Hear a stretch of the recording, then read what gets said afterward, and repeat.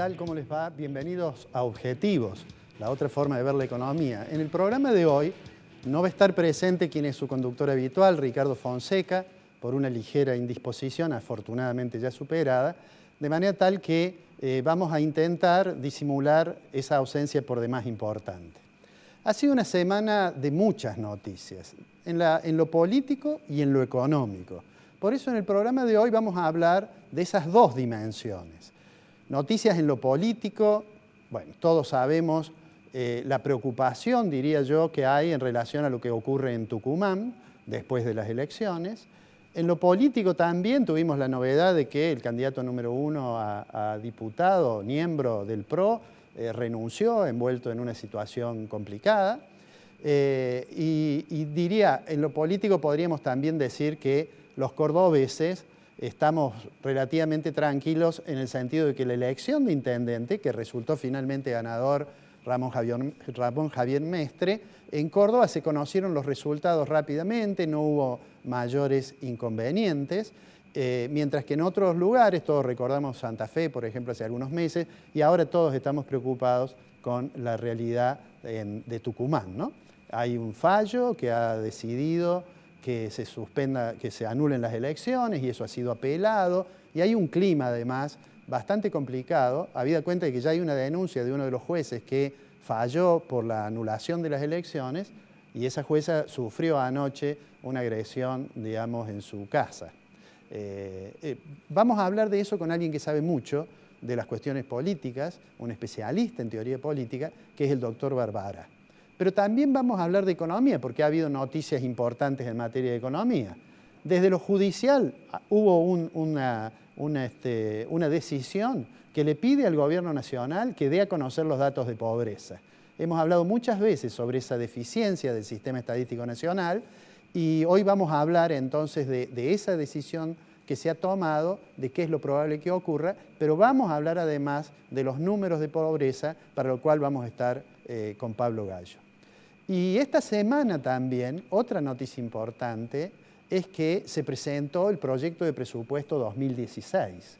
Del proyecto de presupuesto 2016 vamos a hablar, además de hacer nuestra columna en materia de economía. Vamos a ir ahora a un breve corte y cuando volvamos conversamos con el doctor Barbara sobre la realidad política, la situación institucional y la preocupación que todos tenemos sobre cómo va a terminar finalmente este proceso que se ha disparado en Tucumán a propósito de la elección de su gobernador. Vamos al corte y enseguida volvemos. Fabicur Ixa, Marco Aurelio Sosa, Cooperativa Horizonte, Inversia, Instituto San Agustín, Cotreco, Higiene Urbana, Aberturas Urbantec, Centro Robles, Doctora Elvia Guzmán, La Anastasia, El Arrabal, Taller Alam.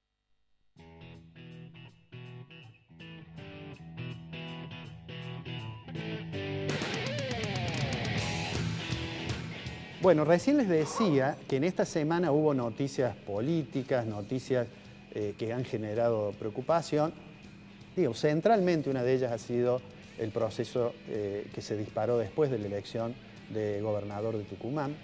Lo hemos invitado al doctor Barbara, a quien le agradezco en mi nombre y en el nombre de Ricardo, que nos acompañe hoy en el programa. No, muchas gracias a ustedes, muy honrado. Doctor, vemos con preocupación, esta semana hubo varias noticias judiciales, ¿no? Yo decía, una jueza dijo, el gobierno tiene que dar a conocer los datos de pobreza, una cámara dijo, hay que anular las elecciones y llamar de nuevo.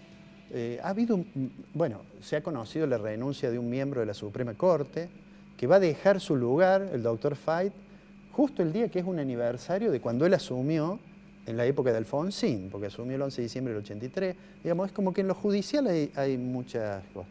Pero lo que quisiera pedirles es una reflexión sobre esta situación de Tucumán y sobre cuáles son los posibles cursos que va a seguir esto. La última noticia ha sido que apeló el Frente para la Victoria a la decisión de esa Cámara, más allá de las situaciones de cierta, a veces de violencia verbal, y según ha denunciado hoy una jueza, violencia con piedras, a su domicilio, pero ¿cómo tenemos que leer esto? Mire, en principio las cuestiones políticas son complicadas de manejarse en sede judicial, porque lo judicial se supone que se mueve dentro de un margen jurídico, técnico, mientras que en las cuestiones políticas normalmente tienen que ver mucho con una cierta libertad que está enmarcada en el respeto a la ley, pero cuya dinámica se supone que no forma parte del control judicial. En el caso concreto, obviamente, y lo hemos visto por toda la prensa, que en Tucumán ha habido una serie de situaciones anómalas, la quema de urnas, por más que no sé cuál era el carácter cuantitativo del electorado, pero sí fue un fenómeno impactante. Además hay problemas con las cámaras que se han extraviado, se han perdido, se las han robado, no se sabe. Además la demora en el escrutinio, en fin, han habido una serie de irregularidades.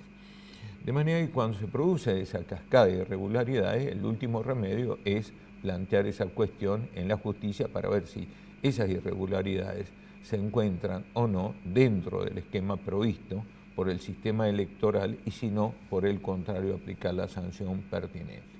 Creo que por ese lado fue la oposición y frente a un anticipo de opinión de la Cámara Electoral, que a través del doctor Gandura había adelantado que las elecciones era imposible de anularlas, algo precipitado, algo muy prematuro, lo hizo prácticamente en el momento en que se terminaba de votar, la oposición planteó la cuestión ante la Cámara Contenciosa Administrativa. La Cámara Contenciosa Administrativa tiene que ver fundamentalmente por cuestiones de carácter administrativo, vale decir, por cuestiones reguladas por leyes y que tienen competencia específicamente en materia administrativa. ¿Y cómo es que entonces, yo he escuchado un argumento que dice, en realidad ellos no tienen competencia porque son la Cámara Contenciosa Administrativa, no deberían, digamos, han hecho algo, lo ha dicho el jefe de gabinete, digamos, sí. Está bien que el jefe de gabinete sí. Tiene, digamos, a veces una verba muy proclive a los agravios, pero ha dicho, no tienen, ¿no? Dice, lo que han hecho es un disparate. No, yo creo que no, que sí tienen competencia, porque es quien revisa el principio de legalidad, vale decir, el principio de legalidad de los actos administrativos, de los actos públicos en general, y es más, por principio de legalidad ahora se ha ampliado en el sentido del principio de convencionalidad, vale decir, se revisa si lo que efectuado está amparado por las convenciones que la República Argentina ha suscrito y que además integran un techo constitucional alto a partir del artículo 75, inciso 22 de la Constitución, después de la reforma del 94, vale decir, tiene un espectro muy amplio de los jueces para revisar actividades y en estos casos actos que se encuentran reñidos con la ley. No, yo creo que es competente para el asunto. No es el caso de un caso administrativo común, vale decir, de un acto administrativo en lo cual se afecta a un empleado público, o una jubilación, o se trata de una concesión, o se trata de una licencia. Acá se trata de una ley de materia electoral. Se va a revisar si es o no lo que se refiere a esto, particularmente atento a la falencia que ha tenido el Tribunal Electoral en su origen. Esta Cámara, para que haya dictaminado que hay que anular las elecciones, previsiblemente debe haber encontrado irregularidades manifiestas. Vale decir, los propios jueces deben haber temido que luego se les reproche a ellos, teniendo prueba tan patente de irregularidades manifiestas, han determinado la nulidad de la elección. Ahora, el tema es otro. Esto tiene una apelación, y ya apeló el gobierno, la otra parte, el Partido Justicialista, creo que por ante la Corte de Justicia. La Corte de Justicia de Tucumán. Tengo entendido que tiene cierta cercanía con el poder político. Por lo tanto, acá caben dos posibilidades. La Corte de Justicia confirma la nulidad o, por el contrario, la rechaza. Frente a eso hay otra alternativa, que es la posibilidad que se vaya frente a una decisión de la Corte de Justicia denegatoria o acogiendo, admitiendo, no solamente admitiendo recursos, sino fallando sobre el fondo del asunto, queda por último la posibilidad de ir a la Corte. Ir a la Corte es una cuestión media complicada porque la Corte en general tiene que tratarse de una cuestión federal, vale decir, de que estén por medio valores que la Constitución Nacional o los tratados internacionales estén previendo. Eso es lo que se llama el caso federal. Esa es la famosa cuestión federal. En principio, la materia electoral y esta materia es materia local. Pero acá, evidentemente, se encuentra en juego uno de los principios básicos de la Constitución Nacional, que es la subsistencia de la forma republicana de gobierno. Por lo tanto, bajo esa óptica, bajo esa eventual o invocable agravio de que se trata de una violación a la forma republicana de gobierno y que esto está explícitamente establecido en la Constitución Federal, entre otros en los artículos 1º, 5º, etcétera, yo creo que puede haber cuestión federal que llegue a la Corte. Pero esa es una vía lenta, porque la justicia se toma sus tiempos, y la Corte previsiblemente, según han adelantado un poco, no los jueces, sino la jurisprudencia, es un poco remisa. Yo creo que en eso se ha entendido a través del per saltum, pero no por la vía de recurso extraordinario, que es la vía procesal normal con la cual se llega ante la Corte Suprema de Justicia de la Nación. En otras palabras, el per saltum era si se obviaba esta instancia del Tribunal tucumano, exactamente, y se pedía la intervención directa de la Corte. Exactamente, pero en el caso concreto, frente a una decisión respaldatoria de la validez de las elecciones en la provincia de Tucumán, existe, por lo menos de carácter técnico, el remedio federal de recurso extraordinario ante la Corte Suprema de Justicia de la Nación. Esta es una vía. La otra vía, esta vía puede ser, dados los tiempos con que se manejan, puede devenir abstracta, porque creo que el 28 de octubre cesan todos los cargos. Sí, por lo tanto, no hay en este caso línea previsible para que los poderes ejecutivo y legislativo sigan funcionando. No hay posibilidades. Entonces habría que mirar a otro recurso que establece la Constitución, que es el artículo 6, que es la intervención federal. Intervención federal normalmente la toma el Poder Ejecutivo, pero es atribución originaria del Congreso de la Nación. Vale decir, esto si lo toma el tribunal, si la decisión la toma el Poder Ejecutivo, tiene que sí o sí contar con la aprobación del Congreso Nacional. Esas son las dos vías y las dos previsibilidades que puede existir. Esto desde el punto de vista un poco jurídico institucional. Desde el punto de vista político, la ejemplaridad que ha dejado el caso de Tucumán es altamente impactante en perjuicio del sistema institucional, en perjuicio de la confiabilidad del sistema electoral y en perjuicio de la seriedad de los actores políticos en cuanto manejo de la cosa pública. Por tanto, desde el punto de vista del sistema institucional, es altamente preocupante que se hayan producido semejantes situaciones que van más allá del escándalo, sino que hieren el núcleo crucial por el cual se sostiene el sistema democrático. El sistema democrático se sostiene en una sola cosa, doctor, que a los candidatos son elegidos por elecciones competitivas. El instrumento elecciones es acá vital para entenderse que se encuentra frente de una democracia. El sistema republicano ha hecho de la elección la pieza angular para decir cuándo tiene o no tiene en una democracia. En este caso, ese instrumento se habría bastardeado. Está cuestionado. Le hago esta pregunta. Yo tengo la impresión o la intuición, por lo que se dice de que la Corte de Tucumán tiene cierta proximidad con el gobierno provincial, que no sé si cuando este programa salga al aire, que va a ser sábado 20:30, pero que rápidamente la Corte va a decir, No, está mal la sentencia esta de la Cámara, no se anulan las elecciones. O es incompetente la Cámara. O es incompetente. Y que entonces eso va a abrir la posibilidad de que la oposición plantee esta cuestión del caso federal.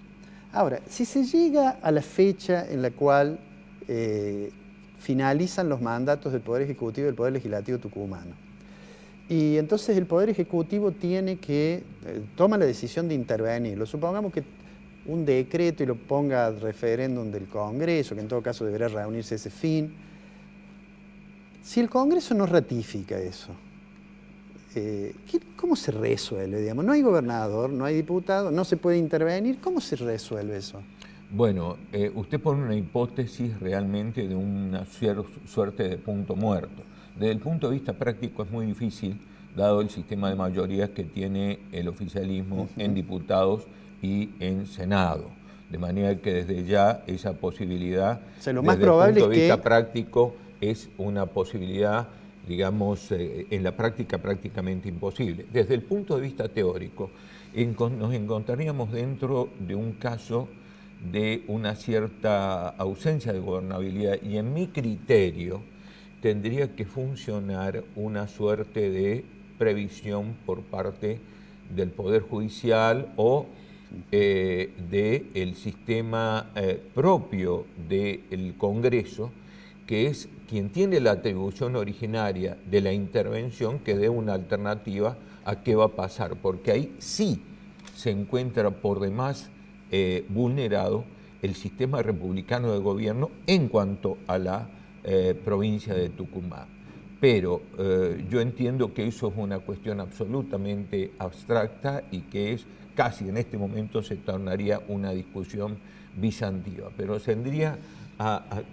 tendería a significar Vidal Campos, un famoso constitucionalista, cuando se encontraba con un quid que era una cierta, digamos, contradicción en sí o un problema irresuelto, una suerte de aporía, decía, nos encontramos con un punto muerto. En este caso, ¿quién resuelve esto cuando los mecanismos de la Constitución han fracasado? En el caso concreto yo no creo que se dé por una cuestión práctica de mayorías y de ratificación y además de cómo están compuestas, constituidas las cámaras. Bueno, le agradezco mucho, doctor, su presencia. Por suerte eso no va a ser posible, lo del punto muerto. Y bueno, seguiremos viendo a ver cómo se resuelve esta cuestión institucional que yo creo que nos preocupa a todos los argentinos porque, como usted dice, ha puesto en cuestión un hecho central como es la elección de quienes nos gobiernan. Muchísimas gracias por haber estado. Muchas gracias a usted. Vamos a ir ahora a un corte. Cuando volvemos vamos a decir algo también de una cuestión judicial, que es la decisión de una jueza que le dice al Poder Ejecutivo, señor, dé a conocer los datos de pobreza. El Poder Ejecutivo casi lo ha tomado como un agravio, al menos de boca del jefe de gabinete, y vamos a aprovechar eso para hablar de los datos de pobreza, para hablar de los problemas de inequidad con Pablo Gallo. Vamos al corte y enseguida estamos de vuelta.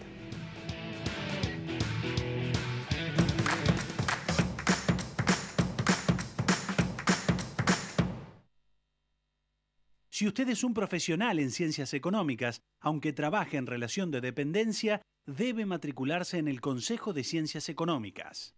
Marco Aurelio Sosa, 58 años liderando en caños de acero. www.marcoaureliososa.com.ar. La calidad, nuestra pasión. La satisfacción del cliente, nuestra obsesión. En Fabicur Ixa hacemos la vida más segura. www.fabicur.com.ar. Instituto San Agustín, IMIX, CIAFA, Sistema de Autorización y Provisión de Medicamentos Oncológicos, certificación normas ISO 9001.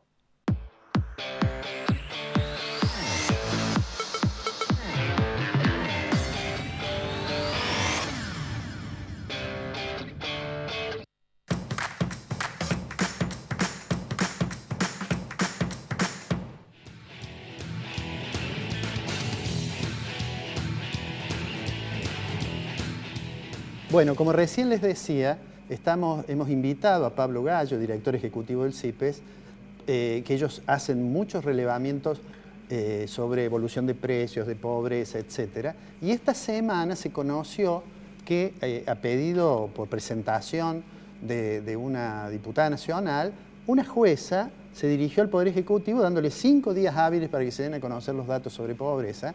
Y le queríamos pedir en primer lugar sobre esto una reflexión a Pablo, a quien le agradecemos mucho que haya llegado una vez más a nuestro programa. No, gracias a ustedes por la invitación.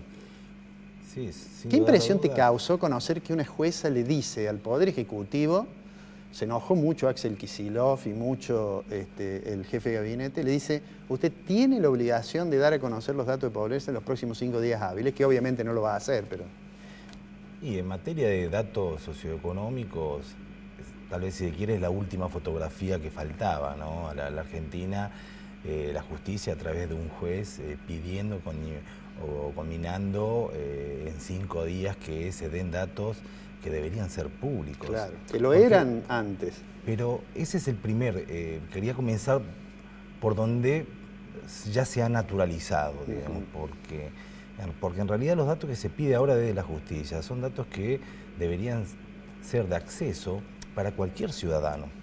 Los datos públicos son públicos porque son de la ciudadanía, no del circunstancial gobierno que ocupa el Estado Nacional. Entendamos que los datos, y particularmente los datos socioeconómicos que tienen que ver con pobreza e indigencia, que son siempre datos sensibles, nunca pueden ser parte de ese conjunto de bienes que quien administra el Estado Nacional puede sustraerlos de la realidad social. Si nosotros naturalizamos una situación como esa, evidentemente luego va a ser mucho más fácil naturalizar otras situaciones mucho más graves y complejas, aunque esta en sí misma es muy grave y muy compleja. No tener datos, porque simplemente se ocultan esos datos, y se ocultan desde hace mucho tiempo y sin dar ninguna explicación seria. Eso de alguna manera vuelve invisibles a los pobres, porque no figuran más. Bueno, nosotros decimos que vuelve invisible estadísticamente. No, se invisibilizan. Ahora, cuando uno habla de datos socioeconómicos y estadísticas en términos de pobreza e indigencia, uno termina tal vez manejando un montón de números. Y donde uno puede decir, bueno, ¿qué número me gusta más? Hay una ausencia de datos oficiales, ¿qué datos me gusta más? Ahora, el problema es que detrás de este ocultamiento a través de la estadística hay personas que están siendo, como bien vos decís, invisibilizadas en su propia situación de pobreza. Y eso establece una situación de injusticia para esa persona. O sea, como sociedad tenemos una situación de injusticia grande cuando se viola un derecho que es el acceso a la información pública, esa información veraz, en calidad, que tendría que prever el Estado. Ahora, cuando se invisibiliza a personas en condiciones de pobreza, también se están violando otros derechos. Nosotros decimos que es un concepto, una idea de violencia también institucional con esa cantidad de personas. Ahora, si el gobierno decidiese transparentar los datos de pobreza e indigencia, realmente sería un dato importante, de gran impacto. Nosotros lo establecemos, porque esa es otra discusión. Si es un problema metodológico, hay un problema. Bueno, el gobierno ha dicho de que es muy complejo. Dejemos de lado una frase muy poco afortunada del ministro de Economía, de Axel Kicillof, que hace algunos meses cuando le preguntaron dijo, no, en realidad calcular la pobreza es estigmatizar a los pobres, una cosa increíble. Pero yo te pregunto esto, ¿por qué crees vos que un gobierno, que nadie puede dudar que está preocupado por la cuestión social, que se preocupa de enfatizar, que instaló la asignación universal, aunque haya sido originariamente idea de otros, lo hizo por, digamos, seguramente por un problema de sensibilidad social, que puso en marcha programas sociales, ¿por qué razón oculta los datos de pobreza? ¿Cuál es la explicación de eso? Porque los datos son malos. ¿Porque le dan mal? Sí. O sea, no hay otra explicación. Si los datos en términos de pobreza e indigencia fuesen buenos, los repetirían en cada una de las cadenas nacionales al lado de los datos de asignación universal por hijo. Simplemente es así. Pongámoslo de esta manera, nosotros medimos pobreza e indigencia, el CIPRE mide de la misma manera que lo medía el INDEC. ¿Cómo les está dando? Con la misma metodología. O sea, sí. Eso nos da Miden pobreza por ingreso, o sea, sí. a través de la dimensión Sí. de ingreso, que es lo mismo que Sí, utilizaba y se sigue utilizando en muchísimos países Sí, sí. hace 50 años. Nos da a diciembre de 2014, última fecha donde se publica la encuesta permanente de hogares, que un 29.29% de la población, un poco más de 12.200.000 personas, se encuentran en situación de pobreza. Es muy parecido a lo de la UCA eso. Bueno, eso es lo llamativo, porque nosotros tomando esta metodología, que es por ingreso, si vamos y analizamos otra metodología que es de la UCA, pero en este caso lo hace sí en forma multidimensional, donde el ingreso es uno, pero después condiciones de hábitat, acceso a algunos servicios, componen ese conjunto de otras dimensiones, encontramos que la pobreza para la UCA es del 28 y un poco más. O sea, y no es la primera vez que coincidimos con la UCA. De hecho, venimos coincidiendo. Le vamos a aclarar a la gente que lo que estamos hablando es que uno puede medir la pobreza fijando una línea. Tengo una canasta y fijo una línea. Eso se llama por ingreso, lo que Pablo nos decía, por ingreso. Es decir, el que está por debajo de ese ingreso es pobre y el que está por debajo pasa, digamos, por debajo de otra línea pasa a ser indigente. Y que hay otras mediciones que se llaman multidimensionales que además de tener ese cálculo, dice, bueno, voy a considerar si tiene acceso al agua, si tiene acceso a servicios cloacales, en fin, a la educación, lo que sea, que eso se le llama pobreza multidimensional. Y para el caso de Argentina, el dato que nos da Pablo del CIPE, de 29% de pobres, coincide está muy cerca de una metodología distinta, que es la que anunció la UCA, que también motivó réplicas de parte del gobierno y molestias, ¿no? Sí, y coincidimos hace bastante tiempo con las mediciones de la UCA. ¿Qué quiere decir? ¿Qué es lo importante de eso? Que independientemente de las metodologías, lo que no puede dejar de hacer el país es de medir la pobreza, porque las metodologías son eso, son herramientas, como tal son todas perfectibles. Se puede utilizar otra, se puede mezclar, se puede desarrollar una nueva. Lo que nunca se puede dejar de hacer es no medir pobreza, sí.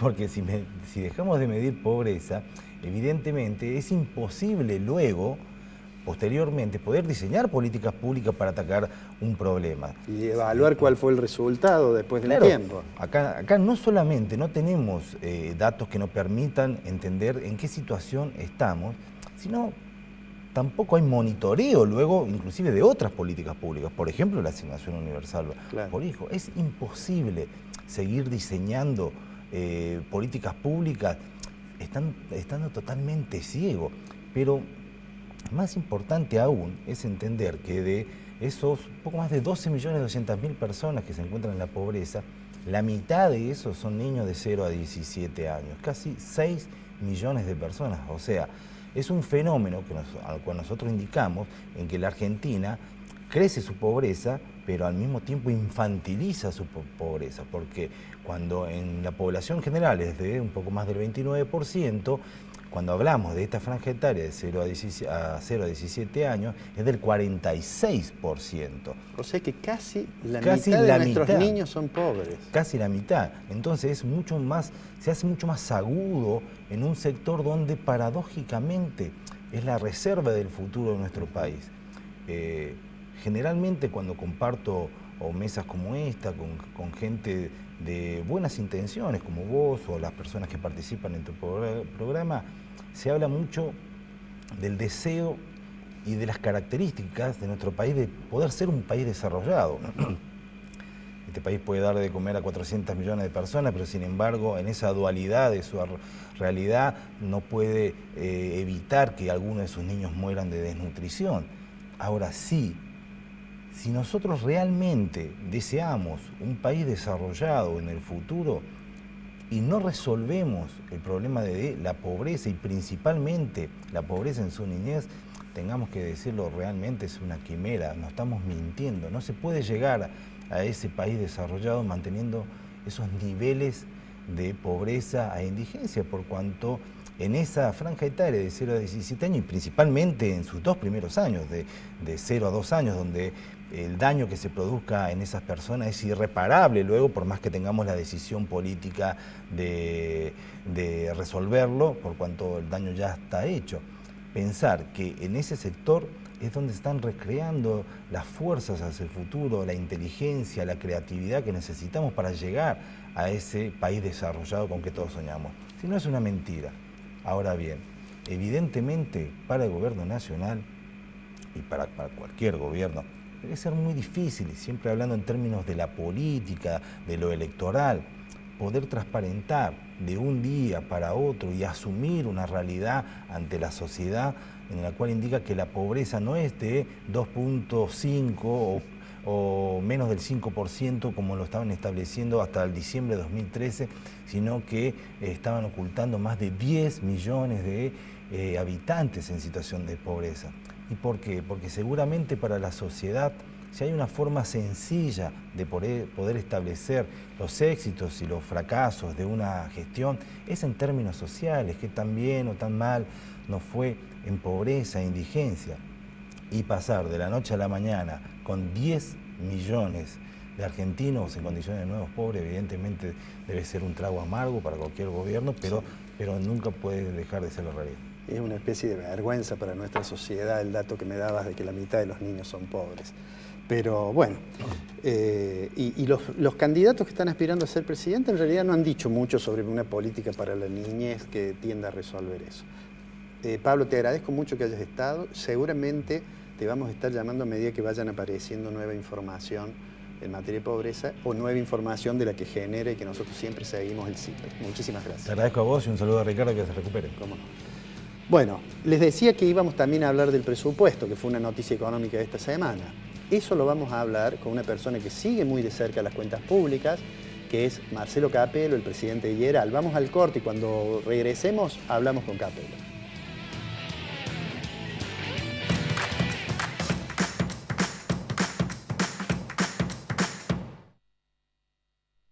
La calidad, nuestra pasión. La satisfacción del cliente, nuestra obsesión.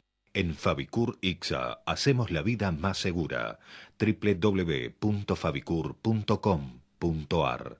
Marco Aurelio Sosa, 58 años liderando en caños de acero. www.marcoaureliososa.com.ar.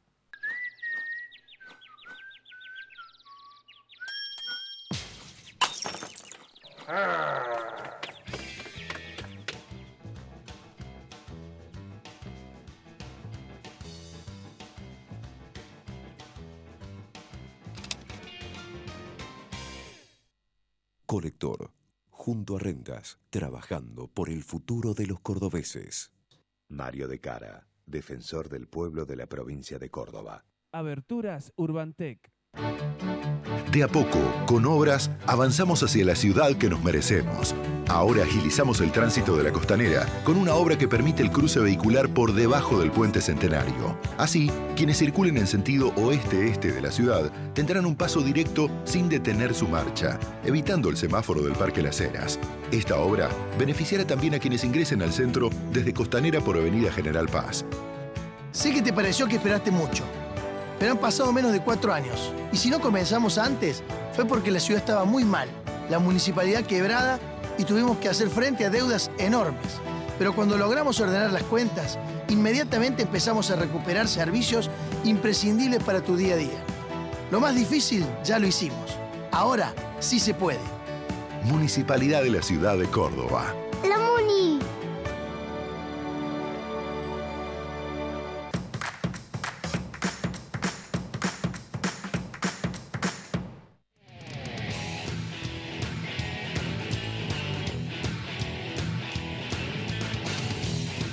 Bueno, voy a aprovechar que tenemos como invitado a Marcelo Capello, que es presidente del IERAL, además es director de la carrera de Economía de la Facultad de Ciencias Económicas de nuestra Universidad Nacional de Córdoba, pero además forma parte del comité de unas jornadas, el Comité Ejecutivo de las Jornadas Internacionales de Finanzas Públicas, que han concluido hoy. Es la reunión número 48, es decir, es un evento que tiene realmente una tradición muy importante y quiero, en la persona de él, voy a felicitar a las autoridades de la facultad, a su decano, el Magister John Boreto, y al comité ejecutivo que integra Marcelo Capello, junto con los profesores Roberto Iparraguirre, el licenciado Nazareno y la contadora Racing. Este es el resumen de los trabajos que se presentaron y que ya está publicado, que son los trabajos que se han presentado en las jornadas. Tuve el gusto hoy de participar comentando un trabajo de un economista muy conocido, que es Carlos Sánchez, que hizo un trabajo sobre salario mínimo y su efecto sobre la equidad en la sociedad, etc. Así que te agradezco, Marcelo, tu presencia en el programa, te agradezco en mi nombre y en el nombre de Ricardo, que hoy no está, y te felicito, en vos felicito a este comité que ha terminado hoy su labor y que seguramente ya están trabajando pensando en la jornada número 49. Sí, estas jornadas tienen mi edad, lo cual muestra que es un hecho institucional que ya va excediendo a las personas. O sea, las personas que organizamos las jornadas hoy tenemos la edad de la jornada o menos. Es un hecho institucional y, como decía, ya vamos camino a los 50 años. Sí, sí. Que seguramente en ese momento vamos a hacer... Es como la canción de Cacho Castaña, voy camino a los 50. Marcelo, bueno, pero no te invité para felicitarte por esto, que sin lugar a dudas lo merecen, sino porque esta semana fue el ministro de Economía al Congreso, el ministro de Economía de la Nación fue al Congreso, Axel Kicillof, y presentó lo que es el anteproyecto de presupuesto 2016. Yo después en la columna también voy a hacer una referencia a eso, pero quería, digamos, sabiendo que vos seguís mucho las cuentas públicas, decir qué impresión te causan, al menos los números grandes del presupuesto, y no te voy a dejar ir sin que me digas cómo ves la coyuntura, no solo las cuentas públicas de acá al 10 de diciembre, y cuál es la percepción que tenés de cómo va a evolucionar la economía. Pero empecemos por el tema presupuestario. No se conoce todavía el detalle del presupuesto, sino los grandes lineamientos, como en años anteriores ya más de la última década, ¿no? Porque uno acostumbrado a decir la última década, pero que en realidad desde el año 2003, 2004, el presupuesto siempre tiene el mismo problema, y es que se subestiman los ingresos, se subestima también el gasto, se subestima el déficit, o se sobreestima el superávit, y luego cuando empieza a transcurrir el año, todo eso va cambiando, pero le va a dar lugar al Poder Ejecutivo para modificar el presupuesto sin volverlo a pasar por el Congreso, sino a través del uso de los superpoderes que tiene el Ejecutivo. Por ejemplo, el año pasado, en el 2014, se presupuestó un aumento de ingresos del 10%, que luego terminó siendo del 25%, y por ende el excedente lo gastó en forma más discrecional el Ejecutivo, porque no debe volver a discutirse ese excedente, el destino de ese excedente, en el Congreso de la Nación, que es quien aprueba el Ejecutivo. Eso forma parte de lo que se llaman facultades delegadas al Ejecutivo, superpoderes. Claro, y por la emergencia del año 2001 o 2002, que nunca se levantó, y que a pesar de que tuvimos años normales para la economía, y que le da esta posibilidad al Ejecutivo de hacer un uso más discrecional de los excedentes. No es una total discrecionalidad, como por ejemplo pasar gastos corrientes a gastos de capital, o lo que sería peor, de gastos de capital a gastos corrientes, pero sí redistribuir dentro de lo que es gasto corriente o dentro del gasto de capital, como al Ejecutivo le parece.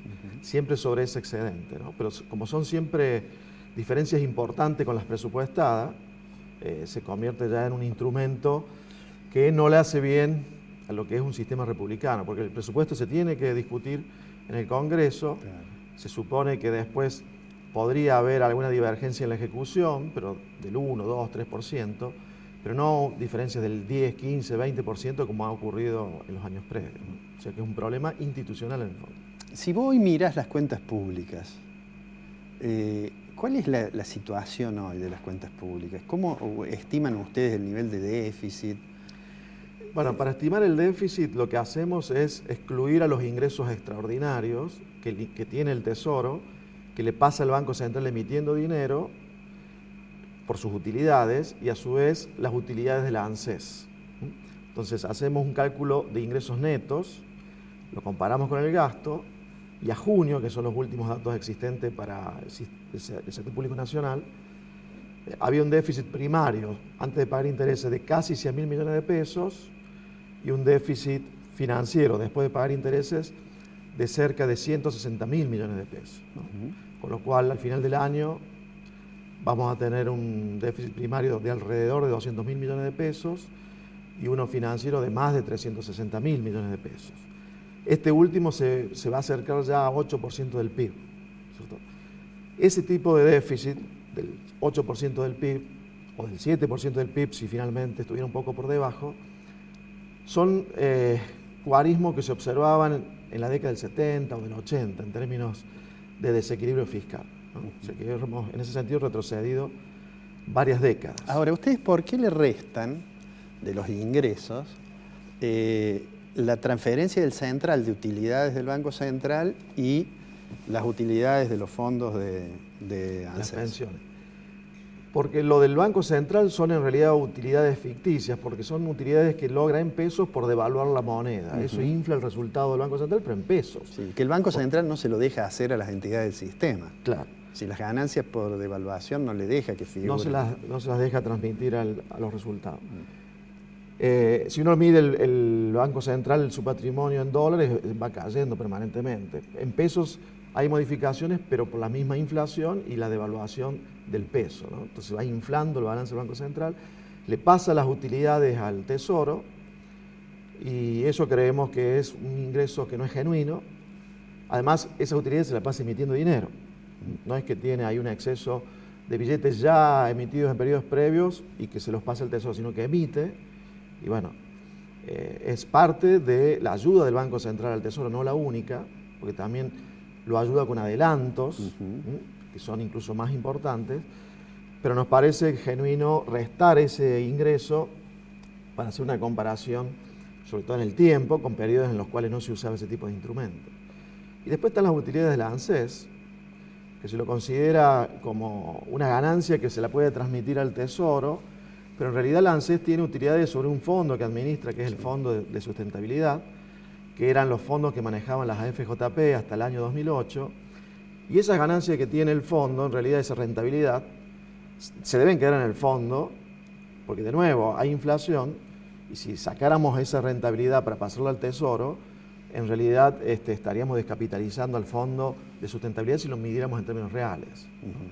Por ende, por ambos motivos, creemos que no es conveniente medir el superávit fiscal, o en este caso el déficit fiscal, incluyendo esos ingresos. Y cuando uno saca esos ingresos extraordinarios, hasta junio el gasto público crecía al 39% anual y los ingresos al 32% netos. O sea, 7 puntos de diferencia, que es lo que está agrandando cada vez más el desequilibrio y la emisión monetaria para prestarle al fin. La base monetaria viene creciendo también al 30 y pico %. A más del 30%, ya acercándose al 40%. Sí. A pesar de que hay emisión del EVAC para contrarrestar, pero de todas maneras este año está creciendo ya mucho más que el año pasado, donde había habido una política monetaria más, en alguna medida contractiva, si la medíamos contra la inflación. Este año eso ha cambiado y junto al atraso cambiario, el hecho que el dólar está aumentando, o el tipo de cambio está aumentando solo el 13% este año, contra países que han devaluado 30, 40%, va a dejar en ese sentido una herencia para la inflación del año que viene, o si vamos en orden, para el tipo de cambio y después para la inflación, que va a ser bien complicada de resolver. Bueno, ya estamos hablando de eso que te quería preguntar. ¿Cómo ves, digamos, el tránsito hasta el 10? Aparentemente no va a haber decisiones sustanciales, pero hasta el 10 de diciembre. Pero, ¿cómo crees vos que el próximo gobierno puede abordar una agenda en la cual tiene una cuestión fiscal complicada, un atraso cambiario significativo, un sector externo debilitado, con una inflación que a pesar de que el nivel de actividad no sea muy dinámico, de todos modos se mantiene a niveles altos? ¿Qué impresión tenés de cómo va a ser? ¿Cuál es el futuro de la economía argentina después del 10? Es casi una pregunta, digamos, para un adivino, pero ¿cuál es la percepción que tienen ustedes? Y la percepción es la siguiente. Bueno, primero que el tipo de cambio, Cristina, creemos que lo va a dejar en alrededor de 10, en 9,99. Como esos precios que están un centavo por debajo del cambio de dígito para impresionar diferente. Supongamos que lo dejen 10 en diciembre. En el presupuesto está a 10,60, o sea que es imposible que el año que viene tengamos un tipo de cambio tan bajo con relación al que se va a dejar posiblemente este año. El año que viene va a ser difícil bajar la inflación por el atraso cambiario, pero supongamos como supuesto inicial que la inflación sea el 25% el año que viene, si el tipo de cambio termina en 10, ya no van a poder seguir atrasando el tipo de cambio. Entonces el tipo de cambio para el año que viene ya de entrada debería estar al menos en 12,50 para ir acompañando la inflación o para dejar de perder contra la inflación, que es como mínimo lo que debería ocurrir para el año que viene. Y es posible que en realidad cualquiera de los candidatos que gane con más potencial lo suba aún más que la inflación para tratar de recuperarlo. Se suele rumorear de que el equipo de Scioli haría una devaluación inicial más acotada, se suele hablar de un 15-20%. Gradual. Más gradual, acompañada con alguna baja de impuestos para mejorar la competitividad por esa vía, y que por el lado de Macri, con esta idea de liberar el cepo más rápido y dejarlo flotar el tipo de cambio, es probable que suba más rápido el tipo de cambio, y más rápido y más fuertemente, quizás en torno a los 13, 14 pesos inicialmente, con lo cual ahí ya tenemos una diferencia importante. Entonces, bajar la inflación el año que viene, si hay que recuperar el tipo de cambio, va a ser una tarea muy complicada. Lo más probable es que primero la inflación suba por la devaluación y después, si hay un plan antiinflacionario y si es exitoso, empiece a bajar. Pero que cuando la contemos a lo largo de todo el año, difícilmente vaya a ser menor a la inflación de este año. Y en el presupuesto para el año que viene se habla de una inflación del 14-15%. Ya vamos a ver. Difícil que eso ocurra. Complicado. Bueno, te vamos a invitar después del 10, cuando se anuncien las medidas, después del 10 de diciembre. Te agradezco mucho que hayas estado hoy acá conmigo. Vamos a ir al corte y a la vuelta cerramos con una consideración sobre el presupuesto 2016.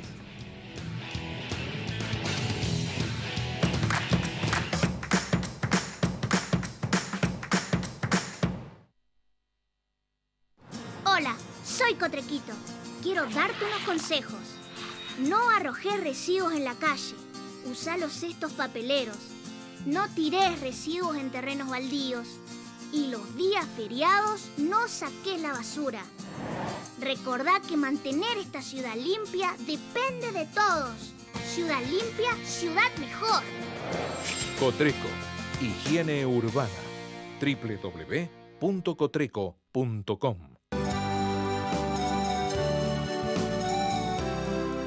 Muchos cordobeses tenemos la sensación de vivir con lo justo, que para más no alcanza. Y hay mucho de cierto en eso.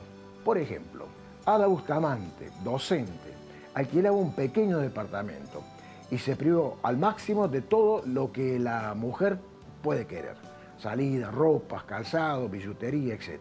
O Jorge Gaido, vendedor ambulante, no tiene auto todavía, no tiene cable, no sale de vacaciones, etc. O también Ada Massa, ama de casa, que tampoco tiene auto o moto todavía, ni tiene internet, ni un aire acondicionado siquiera. Todos ellos tienen algo en común. Lograron la casa propia a través del sistema Horizonte. La casa mínima inicial tal vez y después se ampliaron. Entonces es cierto que vivimos con lo justo, pero hay que ver a qué le damos prioridad. Ellos achicaron el gasto, se tuvieron fe y tomaron la decisión. Primero la casa propia, para ellos, para sus hijos, y después viene lo demás. Usted también puede. Horizonte, los pies sobre la tierra. Aberturas Urbantec, tecnología alemana, producción argentina, www.urbantec.com.ar. Inversia Mediterránea de Inversiones, SRL.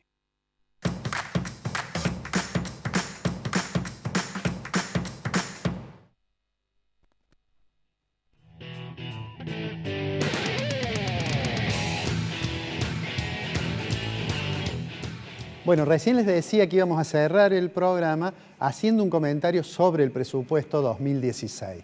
Déjenme que les diga que en realidad el proyecto de presupuesto 2016 es prácticamente irrelevante para la toma de decisiones, que tiene que ver con lo que nos decía Marcelo Capello, en el sentido de lo que a veces se dice, el presupuesto es como un dibujo. Permítanme que les explique por qué creo que es irrelevante y por qué ha dejado de ser una herramienta para la toma de decisiones, para los empresarios, yo diría que hasta para el sector público, ha dejado de ser el presupuesto esa herramienta. En realidad, el presupuesto es un instrumento para programar la acción del Estado. Quienes van a estudiar ciencias económicas, el profesor de finanzas les dice, mire, la ley de presupuesto, que es la más importante de todas las leyes, dice, es una estimación de cuánto van a ser los ingresos y es una autorización de cuánto el Poder Legislativo le permite gastar al Poder Ejecutivo. Por eso tiene una gran importancia como instrumento de promoción. Sin embargo, eso no es así. Y en realidad, ¿por qué ha dejado de ser? Porque los supuestos con los cuales se elaboró el presupuesto, no ahora, desde hace varios años, han sido supuestos que carecen en realidad de realismo. Le voy a mostrar algunos de esos elementos por los cuales digo que carecen de realismo. ¿Cuánto es la inflación que piensa el ministro de Economía que va a tener Argentina en el 2016? El índice de precios nacional urbano estimado es 14,5%. Y recién nos decía, nos comentaba Marcelo Capello, que siendo optimista uno debería pensar que el año que viene la inflación no va a ser menor a la inflación que tuvimos en 2015. De manera tal que este es un supuesto que no es realista. El otro tema que tiene que ver con el tipo de cambio y con el atraso cambiario, miren, en realidad el dólar promedio para todo el año que viene el gobierno dice va a ser 10.60. Con la realidad de hoy ya parece un valor demasiado bajo. Es más, el gobierno piensa, y esto decía allí Marcelo Capello que lo estaba subestimando, piensa que a fines del año que viene el dólar recién, digamos, va a valer 11,2. Otro supuesto que claramente está equivocado es cuánto va a crecer el Producto Interno Bruto.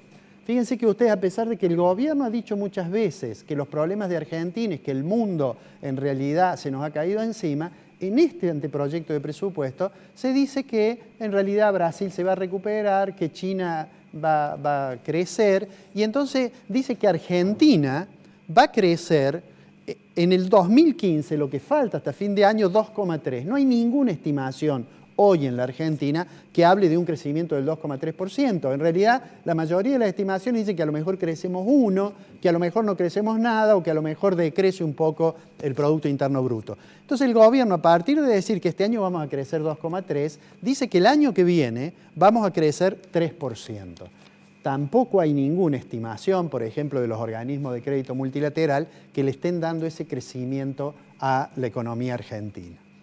Otro elemento que es importante y que mencionamos con Capello es qué es lo que sucede en el frente fiscal. Él nos decía, hay un déficit, según la forma en que lo calcula Yeral, que puede estar entre el 7 y el 8% del Producto Interno Bruto. Y en este anteproyecto, el gobierno ha estimado que crecen los ingresos 21%.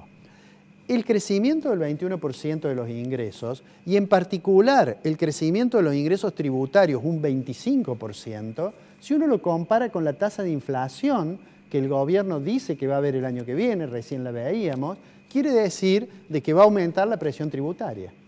Y ese aumento de la presión tributaria es lo que lo llevaría, esa mayor presión fiscal, realmente a pasar de tener ese superávit de 7 puntos del producto a una situación de equilibrio o a una situación de superávit, lo cual aparece en realidad como muy poco probable.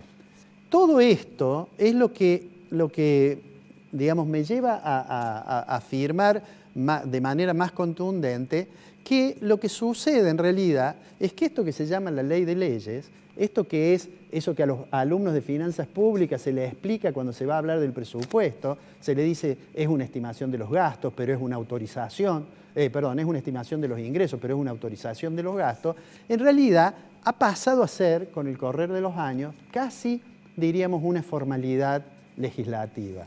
Y eso es muy grave, ¿por qué? Eso es muy grave porque quienes tienen que tomar decisiones no pueden saber a través de este instrumento que es el presupuesto nacional, en realidad no pueden saber cuál va a ser la programación del gobierno, cómo va a actuar. En este caso particular, para fines del 2015, comienzos del 2016, se agrega un elemento más y es el hecho de que el 10 de diciembre va a asumir un nuevo gobierno y entonces es altamente probable que el nuevo gobierno introduzca modificaciones. que lo ideal sería que si hay que hacer modificaciones a un anteproyecto que puede llegar a estar aprobado cuando asume el próximo gobierno, lo ideal sería que sea un anteproyecto, el futuro gobierno envíe un anteproyecto más racional, con supuestos un poco más realistas, para que de esta manera tengamos realmente la sensación de que cada vez que se pone a consideración de los representantes en la Cámara de Diputados y en la Cámara de Senadores, de los representantes de la sociedad, realmente se dice lo que se piensa hacer. Y eso, además de permitir mayor control, permite tomar mejores decisiones. Les agradezco que hayan estado aquí con nosotros. Los esperamos la próxima semana, seguramente ya con Ricardo Fonseca con nosotros. Nos vemos la próxima semana. Hasta entonces. Fabicur Ixa, Marco Aurelio Sosa, Cooperativa Horizonte, Inversia, Instituto San Agustín, Cotreco, higiene urbana. Aberturas Urbantec, Centro Robles, Doctora Elvia Guzmán, La Anastasia, El Arrabal, Taller Alam.